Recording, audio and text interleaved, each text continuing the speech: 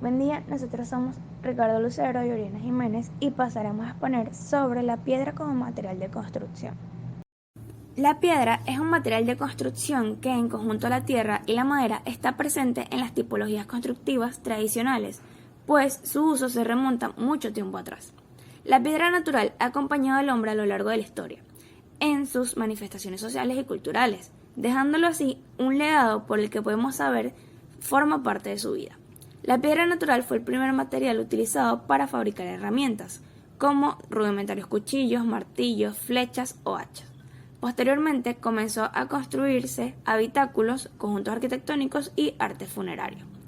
La piedra revistió los primeros pavimentos adoquinados para atender las exigencias de los nuevos medios de transporte, que favorecían el desarrollo, cuyo ejemplo más claro eran las calzadas romanas. También es un claro ejemplo otra obra pública construida en piedra en la época de la antigua Roma, que sería el acueducto de Segovia. Más que nada,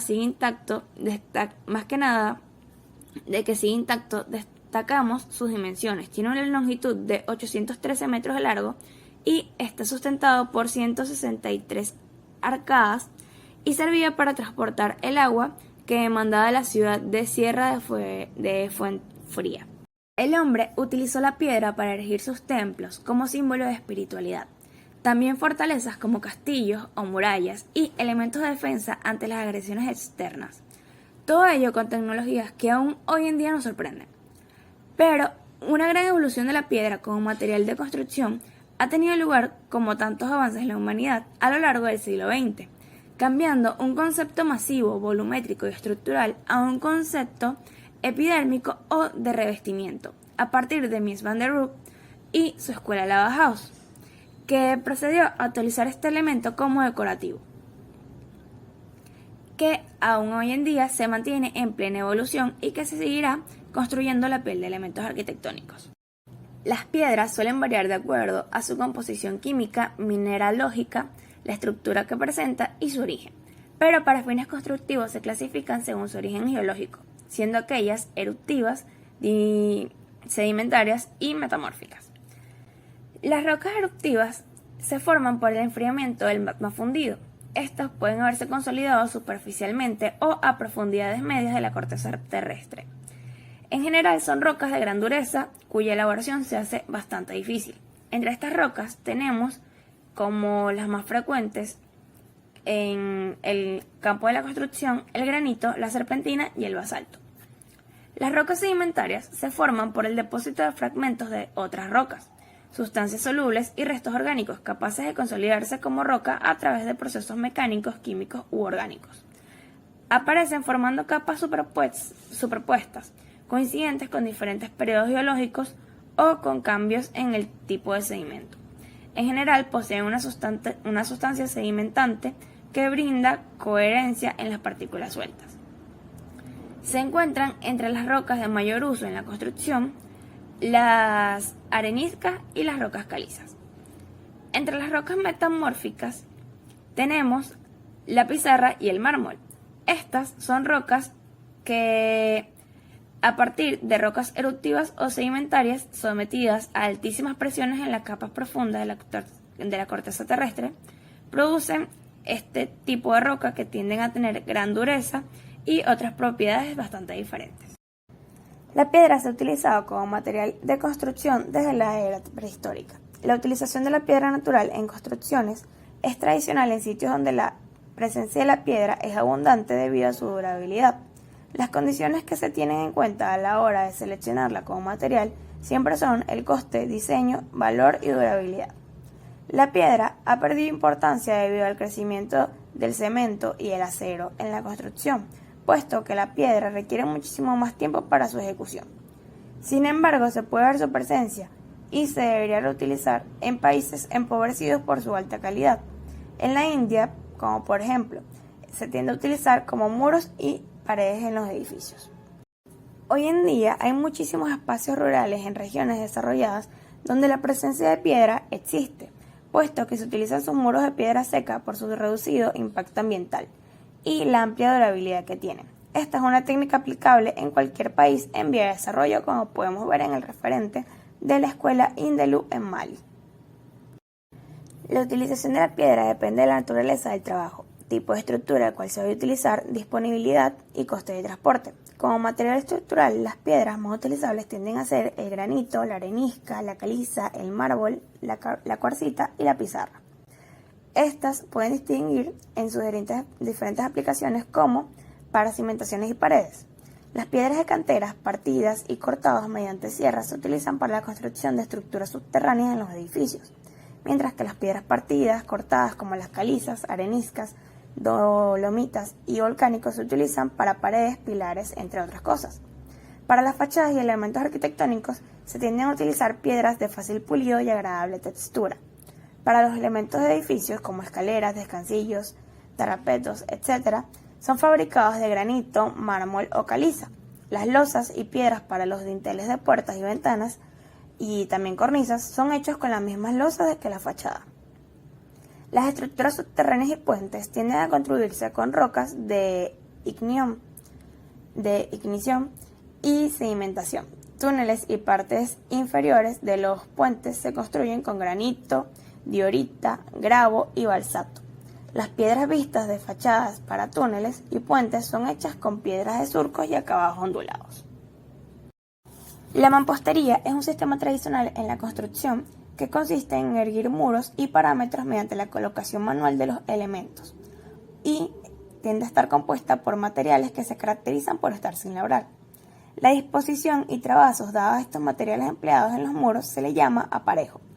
En la actualidad, para unir las piezas, generalmente se utiliza un mortero a base de cemento, cal y arena y se le adiciona una cantidad conveniente de agua. Pero antiguamente se utilizaba el barro al cual se le añadían otros elementos naturales como paja y en algunas zonas rurales excremento de vaca y caballos. Existen diferentes tipos de mamposterías. Tenemos la mampostería en seco, en la que no se emplea ningún tipo de mortero, sino que se usan pequeñas piedras llamadas rípidos para acuñar los mampuestos y rellenar los huecos entre estos. Está la mampostería ordinaria, que se ejecuta con mortero de cal y cemento. Esta únicamente admitirá que aparezca el rípido al exterior si la fábrica se va a revolcar posteriormente. Está también la mampostería careada, es la fábrica de mampostería cuyos mampuestos se han labrado únicamente en la cara destinada a formar parte del exterior. Estos no tienen formas ni dimensiones determinadas.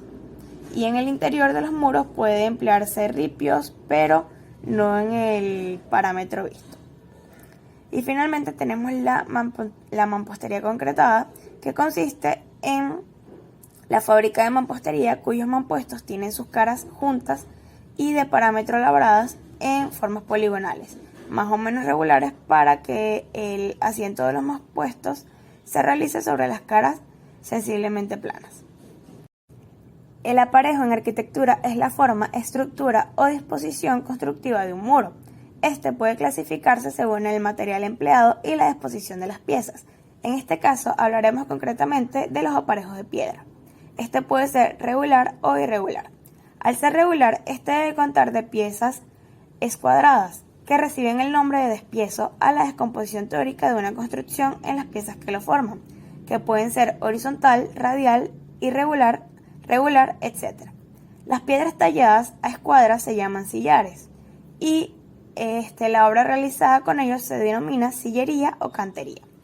El aparejo regular se divide por las dimensiones de los sillares en grande, mediano o pequeño. También puede recibir el nombre de sillarejo.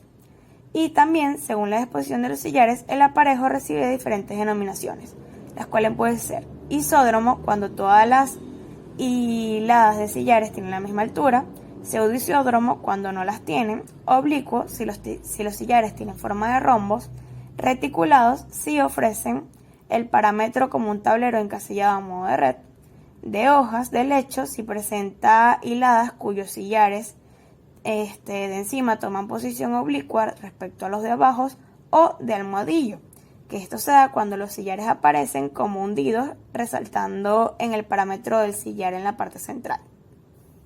Se le denomina irregular cuando este está conformado de piedras pequeñas que se van colocando a manos. Recibe el nombre de mampostería.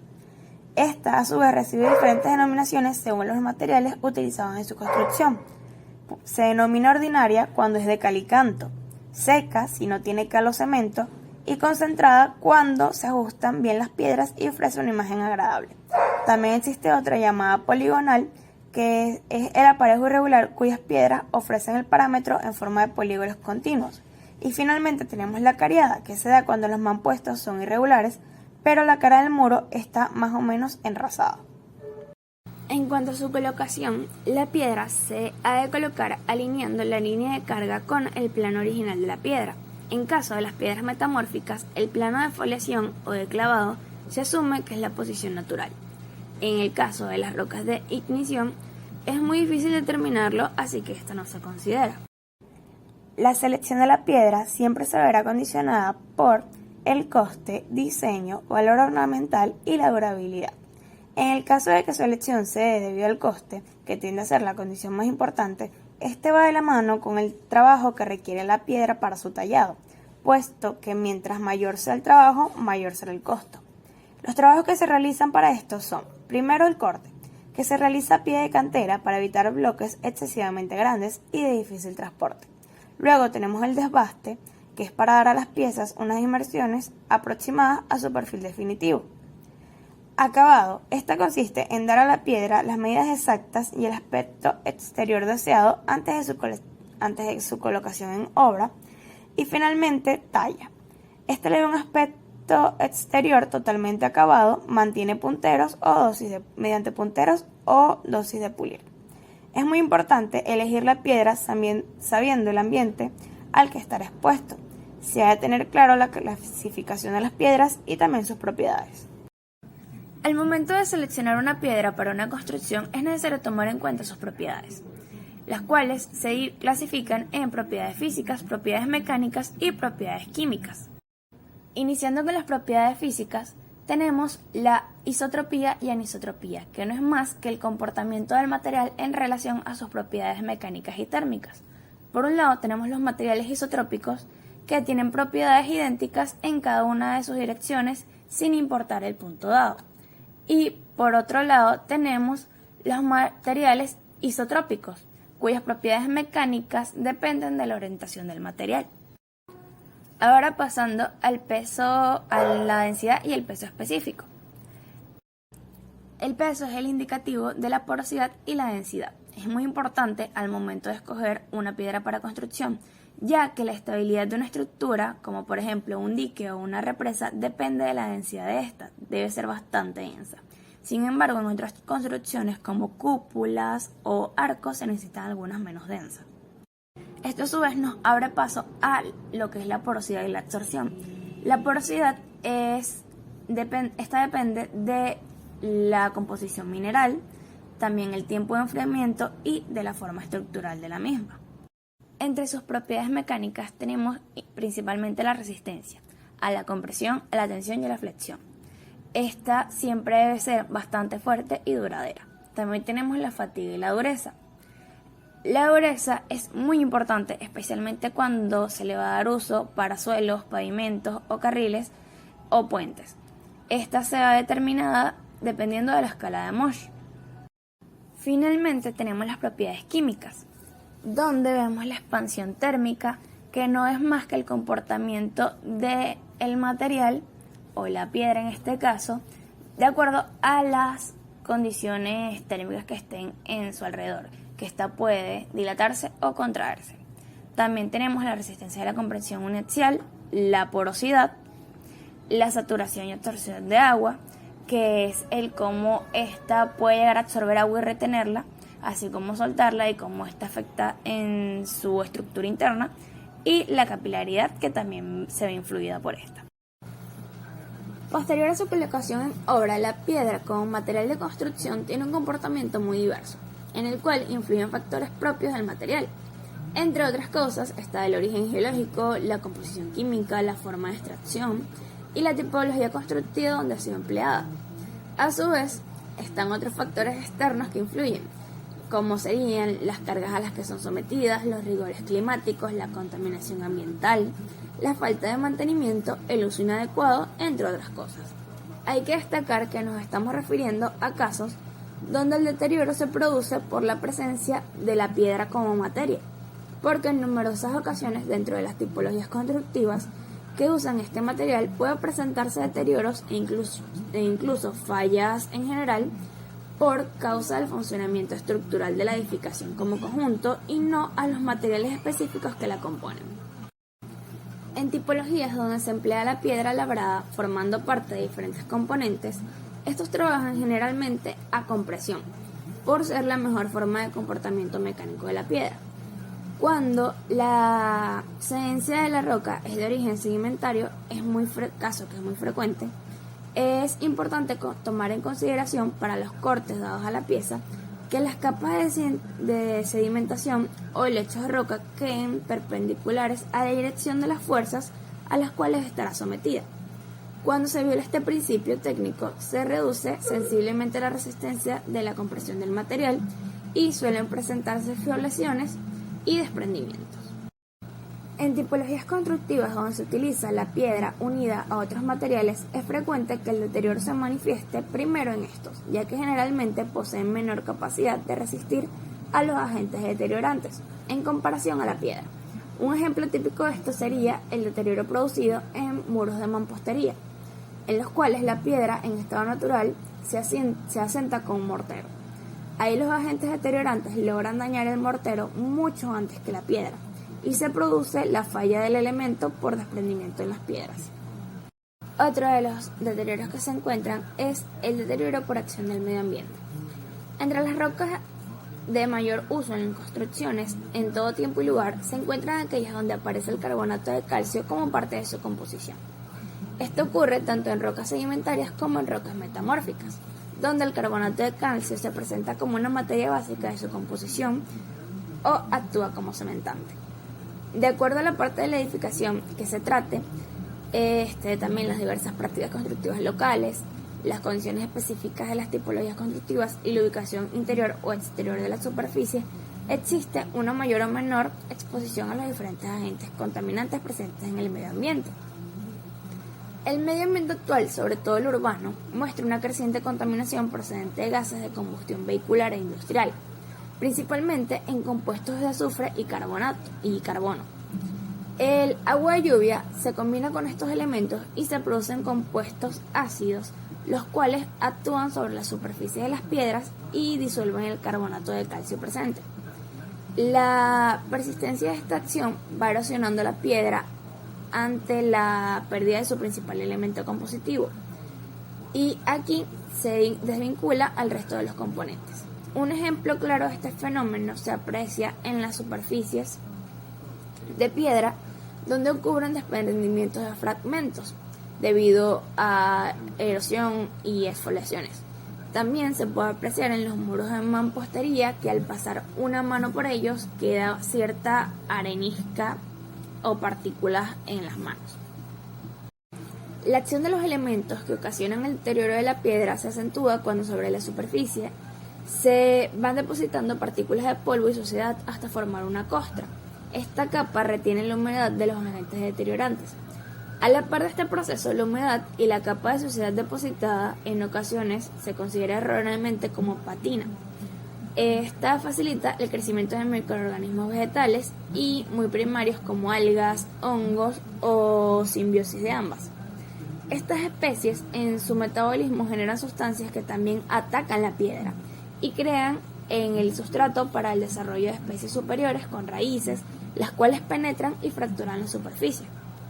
Las zonas cercanas al mar se produce deterioro de la superficie de las piedras ante la acción del cloruro de sodio presente en el aire. Las partículas de sal se depositan en los intersticios de las superficies y ante los cambios de humedad sufren modificaciones de volumen al disolverse o cristalizar sucesivamente. De este modo, quiebran la estructura de la piedra en el punto de confinamiento, que resulta a su vez como una progresiva erosión. Es frecuente que el deterioro de la piedra tenga como causa inicial la presencia permanente o intermitente de humedad. No tanto que ella propicie de condiciones del medio ambiente, sino la que puede presentarse en edificaciones a causa de infiltraciones de cubierta, instalaciones defectuosas, drenajes obstruidos, presencia de aguas en las cimentaciones, entre otras cosas. El tipo de deterioro resultante varía en dependencia del tipo de piedra. la tipología constructiva donde haya sido empleada y las condiciones específicas de la humedad presente. En general se reduce esta resistencia a compresión de la piedra, lo cual puede ser importante en componentes sometidos a esfuerzos tales como las columnas. Se modifica su estructura interna por la solubilidad de algunos de sus componentes, ocasionando desprendimientos y exfoliaciones. Además, se propicia la acción deteriorante de algunos microorganismos ya señalados o se acentúa la acción de las sales depositadas en la superficie. Uno de los deterioros que es comúnmente conocido se le denomina el mal de la piedra. Esta es una descomposición superficial de la piedra en forma de exfoliaciones, arenisca y desprendimiento de las capas externas. Esta erosión se debe principalmente a la polución, a aquellas sustancias que gravitan en la atmósfera producto de la combustión, con lo cual se produce dióxido de azufre y que provoca un proceso degenerativo en la piedra. No existe un tratamiento como tal para frenar el deterioro de una edificación o eliminar el deterioro ya presente en alguna.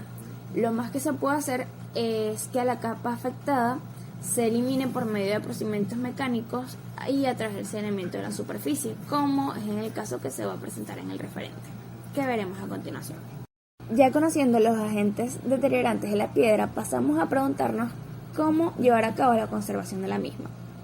Es importante saber que las posibles acciones de conservación deberán ser acordes al empleo de la piedra en las diferentes tipologías constructivas, como por ejemplo, en los casos donde la piedra está protegida por una capa de revoque y ésta se ha perdido debido a algún deterioro, la intervención debe reducirse a la restitución del revoque faltante utilizando un mortero de características similares al existente. Este aspecto es muy importante porque el uso de otro mortero puede ocasionar incompatibilidad y acentuar el proceso de deterioro. En aquellos casos donde la tipología utiliza la piedra sin recubrimiento, la acción de conservación debe ser preventiva, eliminando las condiciones que favorecen al deterioro que ya se señalaron anteriormente. La mejor y más efectiva acción de la limpieza es la limpieza de la superficie mediante agua, sin utilizar detergentes u otras sustancias, tantas aplicaciones y tiempo como sea necesario. Se recomienda usar cepillos de cerda blanda para evitar la erosión, que puede ocasionar con el uso de recursos como cepillos de alambre o del agua a presión. Cuando se ha detectado en la edificación la presencia de humedad por alguna de las causas señaladas, la acción inmediata debe ser la eliminación de la causa, actuando sobre su origen, y posteriormente se podrán realizar los trabajos necesarios en la superficie de la piedra. En ningún caso se deberán aplicar tratamientos superficiales con efecto de impermeabilidad. Es oportuno destacar lo inconveniente que resulta aplicar estas sustancias extrañas en la superficie, en un afán de crear una película de protección, que no modifique la expresión de la piedra o que evite la acción sobre la misma de los agentes deteriorantes. La práctica de estos tratamientos superficiales mediante películas de protección estuvo en boga hace algunas décadas y trajo como consecuencia múltiples alteraciones en la piedra, desprendimientos, erosión, pérdida y daños incalculables en diferentes edificios pertenecientes al patrimonio mundial. Ahora pasamos al referente, el cual es la Catedral de Nuevo León. Esta se ubica en España y fue construida a lo largo del siglo XIII. Su autoría no se sabe exactamente a quién pertenece, pero se le atribuye al maestro Enrique. Esta catedral fue construida solamente a base de piedra caliza, principalmente debido a que era el material más usado en la época, sobre todo para los edificios de carácter catedrálico. Pero otro factor que influyó en la selección de este material es que la caliza se encontraba disponible en la cantera de Boñar, la cual se ubica cerca de la capital. Pero aún así, con el pasar de los años, se pudo ver que esta no fue la decisión más acertada, puesto que la piedra ha sido uno de los mayores problemas de la catedral a lo largo de los años. Entre los elementos más resaltantes podemos destacar el cuerpo interior de la fachada occidental, donde vemos 3 vanos apuntados como ingreso al templo. Estas 2 torres aligeran su peso gracias a la apertura también de vanos, principalmente en la parte superior. Y en el cuerpo central, por encima del pórtico, se abren 4 ventanales bajo un gran rosetón. El remate triangular superior también cuenta con una apertura circular calada. En general, como un buen edificio gótico, predomina el vano sobre el muro para dar mayor luminosidad. También tenemos los contrafuertes y los arbotantes para contrarrestar los empujes y las fuerzas del edificio. En el interior podemos ver elementos a nivel estructural más importantes, como lo sería el pilar envuelto por boquetones, ya que estos son los que se encargan de trasladar el peso de las bóvedas verticalmente hacia el suelo. En la cubierta podemos ver que está formada por bóvedas de crucería, aunque al interior contemplamos un tejado de ladrillo a 2 agujas. Los arcos tienden a ser puntados u ovijales, los cuales también son muy característicos del arte gótico. Entre los elementos decorativos vemos que en su mayoría son escultóricos, sobre todo los de los 3 vanos del pórtico occidental, así como algunas cresterías e inscripciones en las torres, sobre todo en la del sur. Sirven también para la decoración de los vanos abiertos encima del pórtico, como lo es la trastería del rosetón. En cuanto a la planta, tenemos que se presenta una planta en forma de cruz latina con 3 naves longitudinales y un transepto, que a su vez está formado por 3 naves, siendo la central la de mayor altura en comparación de las laterales. A partir de aquí se le añade un tramo más de 5 naves y una girola que une las naves que flanquean la central. A esta girola se le abren 5 capillas de la planta poligonal cubierta con bóvedas de nervios radiales. Esta es una de las obras más destacadas y significativas del gótico español. Siempre ha destacado su estilo puro, sobre todo diciendo que es un ejemplo que se aproxima más a las catedrales francesas. Además de su valor arquitectónico, tenemos que resaltar la calidad de su escultura, las pinturas en los murales y el conjunto de vidrieras. Muy a pesar de todo esto, esta obra no está exenta de los males del tiempo, pues ha tenido que contar con numerosas restauraciones, sobre todo varias dadas en el siglo XIX. Como se comentó al inicio, esta catedral ha presentado múltiples problemas a lo largo de los años, principalmente causados por el material con el que está construido, el cual ha derivado en múltiples restauraciones que no han salido del todo bien.